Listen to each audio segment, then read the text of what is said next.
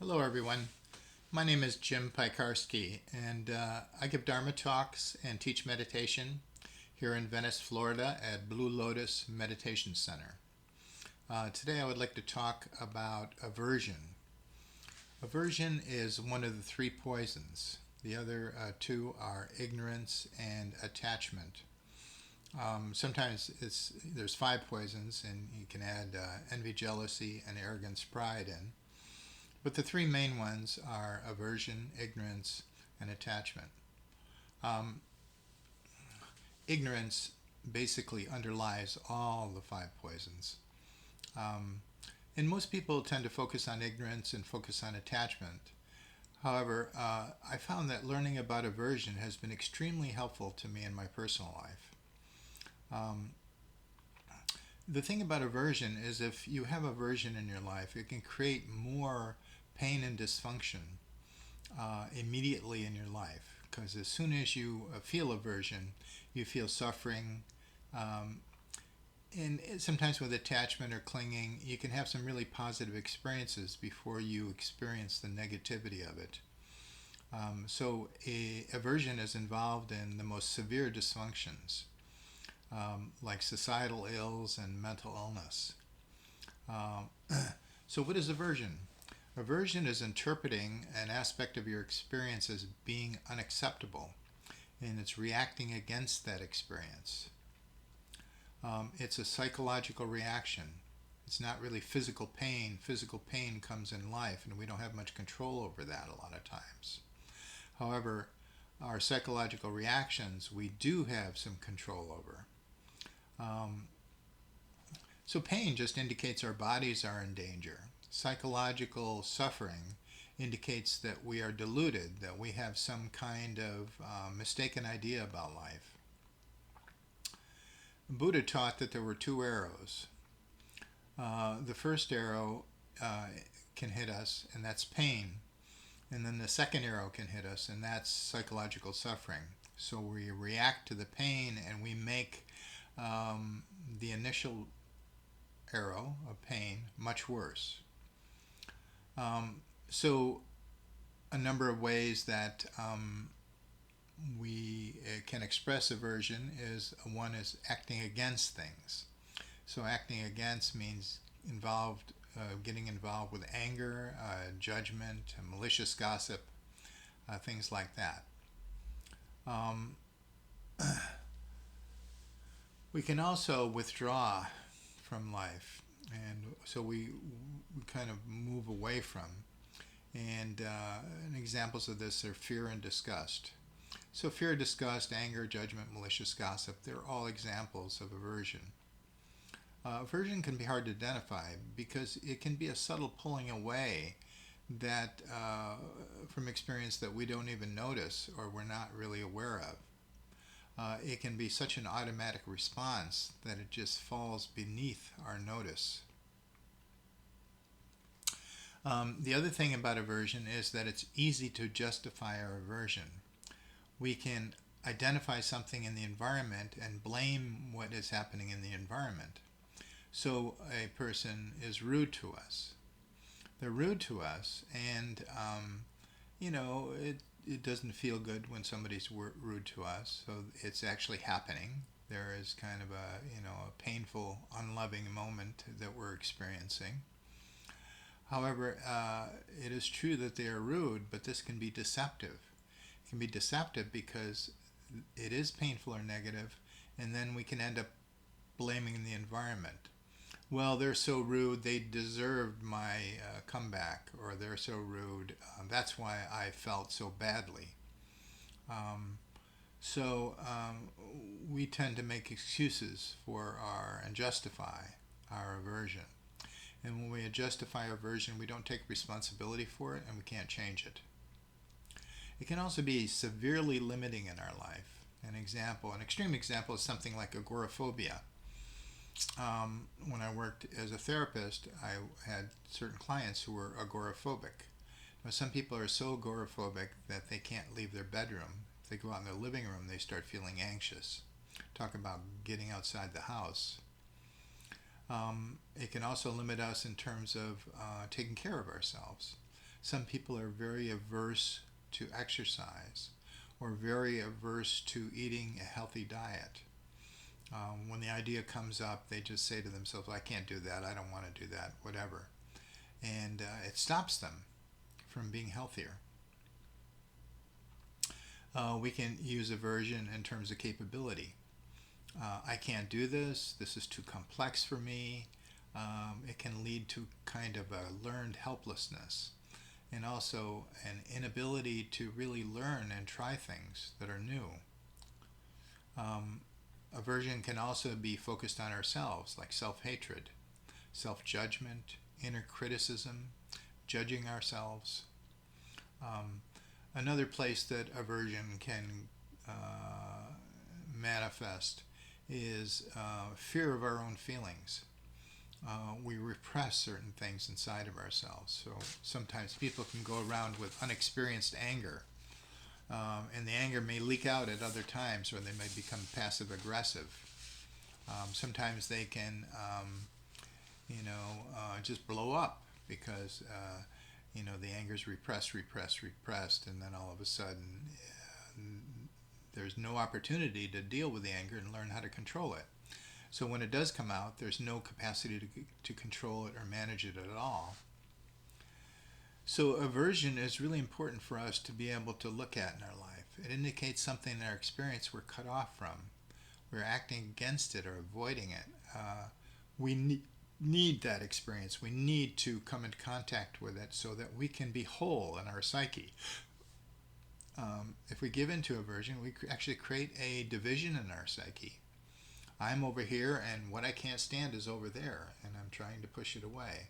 Well, what I can't stand is not only in the environment, it's also in something inside of me. So when we do that, we can take this thing that we don't like about ourselves and we can project it on other people. So this projection can be, if we have a feeling of inferiority, we can project it on some race or ethnic group. Because we're not really fully involved with it and taking responsibility for it and feeling it. There's a saying, and this is true basically, what we resist persists. Because basically we never come to the bottom of it. If you resist something, you can never explore it and you can never transform it because you never really understand what it is. So aversion indicates there is a delusion. That what we are resisting is more in our thoughts. We are thinking that it is horrible, it is real, it is bad, that it is something to be avoided. And these are all concepts. They're all views, beliefs. And these beliefs and views are just that. They don't have any substance. So sometimes when we try to deal with this, we try to get rid of these thoughts. And when we try to get rid of them, it gives them substance. But, the basic cure is insight. So with aversion, we just need to explore what we are averse to. We don't try to get rid of it. We don't try to do something else. We really try to bring it in and transform it. So we have to embrace it first. If you embrace something, then you can explore it. If you're avoiding something, you're unable to explore it. We need to welcome that energy back into the psyche. Sometimes if you split something off from your psyche, it reduces the energy of your psyche. You have to put up so much energy to repress this thing, to push it away. So the other thing about aversion is that aversion can be a key for us. It can really be a key to great awakening. So overcoming aversion is also overcoming negative karma. We have a conditioned tendency to withdraw. That conditioning is part of our karma. By dealing with that conditioning, what we're doing is we're purifying our negative karma. We free ourselves from it. We develop other traits instead, like patience, and increase the field of our inquiry. I remember reading about a woman that was in the Gurdjieff Center in Paris, and I don't know exactly what time period it was, probably the 30s or 40s. Gurdjieff was a very charismatic individual who attracted a lot of people in the intelligentsia in Paris, and these people would come to his center on weekends, and they would do work. The work was physical, but it also mental and emotional and spiritual work. And they're really trying to develop themselves. One thing he wanted to do was to speed up this development. So he found this woman who had this personality characteristic that she could trigger anyone. She had the absolute creative capacity to get under anybody's skin. So she was, stood out in that way. And what he would do is he would hire her to come and hang out on the weekends so that his students could learn from her. Not so much from her, but learn from their own reactions to her. And by overcoming these reactions, she was able to help people find these places in their own psyche where they were unhealed and they were reactive. And so they were able to make extended growth because of her presence. Here's a little quote from Dilgo Khyentse, a famous Tibetan master. We experience everything totally, never withdrawing into ourselves like a marmot in its hole. Well, if you go up in the mountains, there's marmots, and marmots, tend to duck into their holes when anybody comes by. So Dilgo Khyentse is basically saying we need to embrace it all. We can't hide from life. We really have to face life. So here's some steps in dealing with aversion.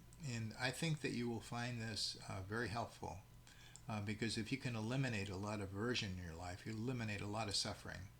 Plus, it speeds up your development exponentially. So develop an intention. So if you really understand how important it is to work with aversion, to really notice it and work with it.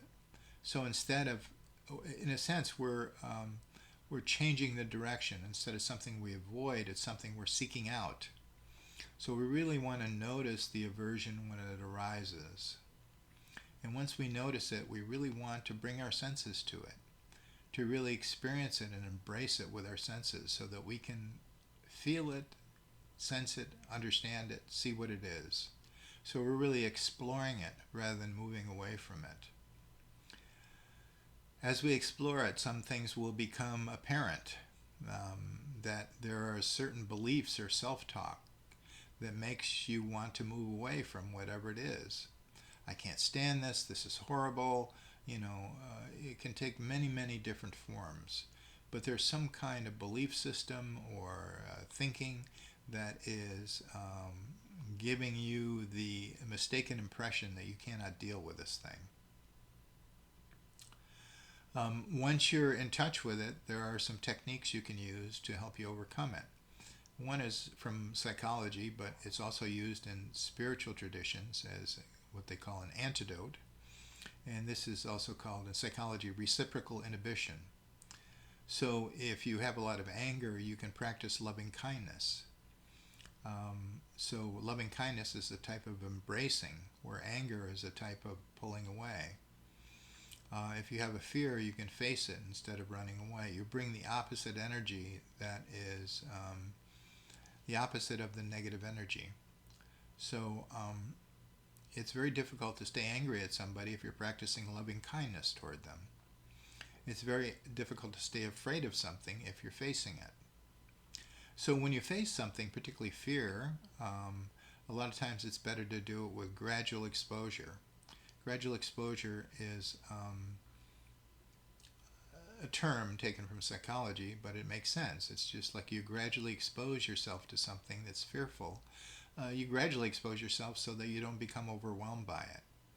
And so if you're the agoraphobic who's afraid to go outside their house, then you spend a little time in the living room, then go back in your bedroom, spend a little time in the living room, go back in your bedroom. You kind of push against the avoidance, and then slowly you get comfortable being in the living room. And then you get on your porch, you do the same thing, and on your lawn, and then finally you're taking walks along, around the block, and then finally you can overcome it all by simply gradually exposing yourself and realizing that there's truly nothing to fear. Now, some people can face fears all at once. Now, if your psyche is and you feel very courageous, then you can just face it all at once. But you have to be careful when you face something all at once, because if you get overwhelmed, it can push you back farther. If you go into a panic attack, then it seems more frightening than it was before. So you have to be very careful about facing things all at once. So my life has changed radically from learning about aversion. As a matter of fact, I wrote a book that was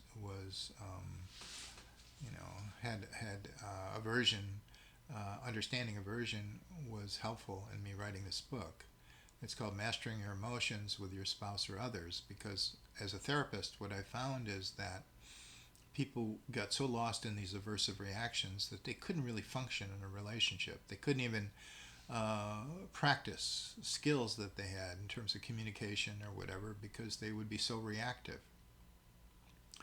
So